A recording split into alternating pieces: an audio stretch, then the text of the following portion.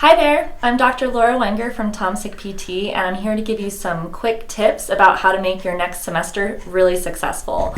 So as we're about to start our new semester of classes, we want to make sure that you can combat any pains that you might have. So oftentimes people will experience shoulder pain from typing up a paper all night, or neck pain from diving into the books, or wrist pain from taking lots and lots of notes. And so there's some quick and easy stretches that you can do to try to help ameliorate these pains and aches that you might experience. So I'm going to have Brandon help us out here.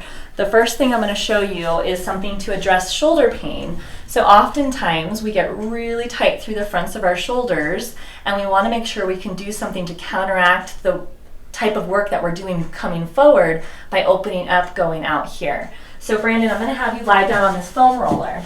Now if you have a long foam roller, this is probably one of the best tools to use. If you don't, you can just take a long towel and roll it up so that it can be lengthened along your spine from your sacrum all the way to your head. And then all I'll have you do is come out and bring your arms into a T position with your palms up and slide your hands up as best as you can, but you might get to a point where it feels really tight. And from this position, you basically just let gravity do the work and you relax. And this is probably one of the easiest exercises because all you have to do is just breathe. So you can do that for about 2 or 3 minutes, and that can really help counteract a lot of that tension that you feel in the fronts of your shoulders during the days. So then, let me have you come up out of that position, Brandon. I'm going to have you work on something to help with your neck stiffness that you might experience. So go ahead, I want you to turn facing me so these guys can see you. And all I want you to think about doing is taking your chin and pulling straight back to create a double chin. Good, now go ahead and relax, and then think about repeating that 10 times, holding in that stretch position for 10 seconds. Now be careful, so come out of that, Brandon. I don't want you to tip your head back. I want you to keep your chin down just a little bit. Now go ahead and pull straight back, there you go. And that's gonna give you a really nice stretch through the back of your neck to make sure that your head isn't getting too far forward into this position and you're getting everything stretched out evenly. And then lastly, for wrist pain, something that you can try, if you can come on your hands and knees, Brandon. So with note taking and typing, we're always working in this down or flexed position.